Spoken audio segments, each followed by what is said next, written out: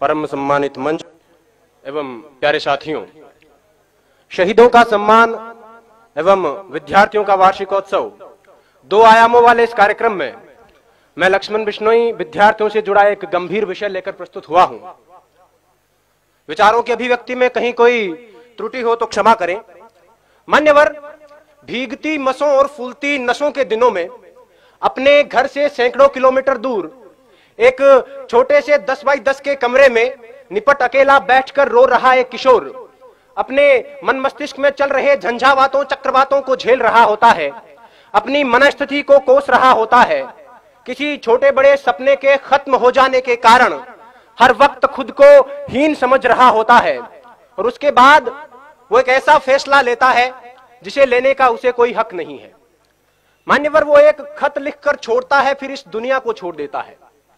वो अपने आखिरी खत में लिखता है कि मेरे पास दूसरा कोई विकल्प नहीं बचा था, यही एकमात्र समाधान है, मैं आत्महत्या कर रहा हूं, मुझे माफ करना।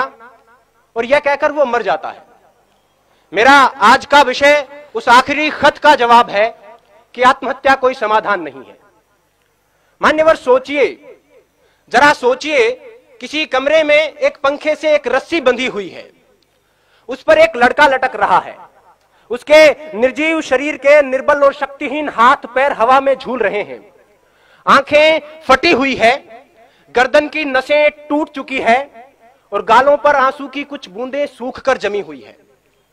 मान्यवर, वो लड़का एक बार के लिए तो मर गया, लेकिन उसकी फटी हुई आंखें उसकी मां का फटा हुआ कलेजा बनकर जिंदा रहेंगी। उसकी गर्दन की टूटी हुई नसें उसके बाप के दिल के टूटे हुए वो तार बनेंगी जो अब कभी झंकृत नहीं होंगे।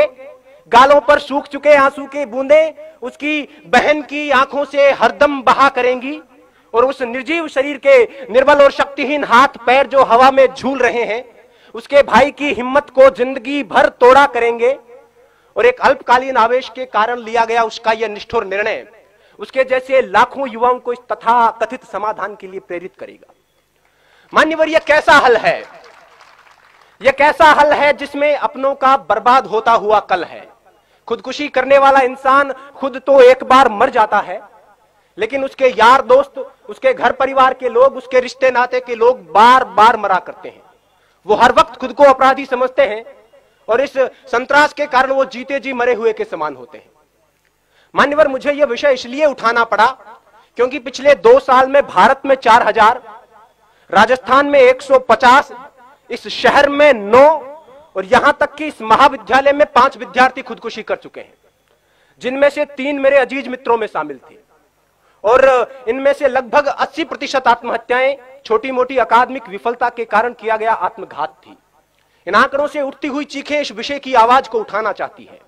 डॉक्टर्स और मनोवैज्ञानिकों का यह कहना है कि अगर उन तक सही वक्त पर किसी प्रकार की मदद, सहानुभूति और मार्गदर्शन पहुंचता तो उनकी जान बचाई जा सकती थी। आंकड़ों का स्पष्ट मानना है कि 10 में से 8 आत्महत्याएं स्पष्ट संकेतों के बाद होती है। उन्हें उनकी बातें सुने। हमारे आसपास में हमारा यह नैतिक दायित्व बनता है कि जो हमारे आसपास में मानसिक तनाव से, मानसिक दबाव से ग्रसित लोग हैं, उनकी बातें सुने, उन पर विश्वास जताएं, उनकी हिम्मत बढ़ाएं। आत्महत्या मनचाही मौत नहीं है, यह अनचाही मौत है। मरना उन्हें भी अच्छा नहीं लगता, लेकिन घबराकर एक क्षणिक आवेश में यह निर्णय ले लिया जाता है। उन्हें यह बताएं कि यह कोई समाधान नहीं है। अब तो घबराकर यह कहते हैं कि मर जाएंगे, मरकर भी चैन नहीं मिला तो किधर जाएंगे। सही वक्त पर उन तक पहुंचाया गया मानसिक प्रोत्साहन उनकी जान बचा सकता है। जो खुदकुशी करना चाहते हैं उनके लिए मेरा यही संदेश है कि जब कभी यह लगने लगे कि अब तो बस आत्महत्या ही एकमात्र उपाय है, खुदकुशी ही एकमात्र समाधान है, तब अपनी आंखें बंद करके अपनी भविष्य दृष्टा कल्पना शक्ति से अपनी मौत का मंजर देखिए। अगर सफेद कफन ओढ़कर जमीन पर पड़ी अपनी लाश के पास शुद्ध बुद्ध खोकर बेहोश हो चुके अपने मां बाप, रोती कलपती बहनें और दहाड़े मारकर चीखता भाई नजर आ जाता है तो उनके होठों के तबस्सुम को अपने जीने का बहाना बना लेना।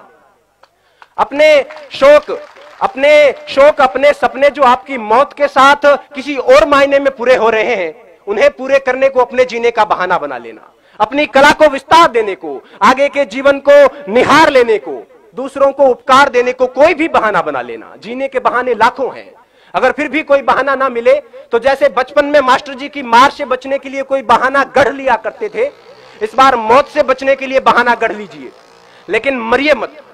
और वैसे भी अकादमिक विफलता कोई विफलता नहीं होती। विश्व नायक माने जाने वाले लोग कभी अपने अकादमिक क्षेत्र में सफल नहीं हो पाए थे। जिंदगी यहीं तक नहीं है, सफलता का पैमाना सिर्फ यही नहीं है। Mahatma Gandhi, Gurudev Rabindranath Tagore, Thomas Alva Edison, Newton, Steven Spielberg, Mark Zuckerberg, Sachin Tendulkar, Bill Gates अपनी स्कूल कॉलेज की परीक्षाओं में कभी सफल नहीं रहे थे, लेकिन जीवन में अपने अपने क्षेत्र में उत्कर्ष तक पहुंचे, पराकाष्ठाओं तक पहुंचे। अतः छोटी मोटी विफलताओं को दिल से ना लगाएं, छोटे मोटे सपनों के पीछे जीवन बर्बाद न करें।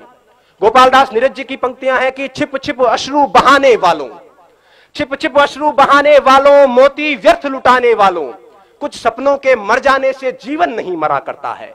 सपना क्या है? सपना क्या है? नयन सेज पर सोया हुआ आंख का पानी, और उसका टूटना जूं जागे कच्ची नींद जवानी।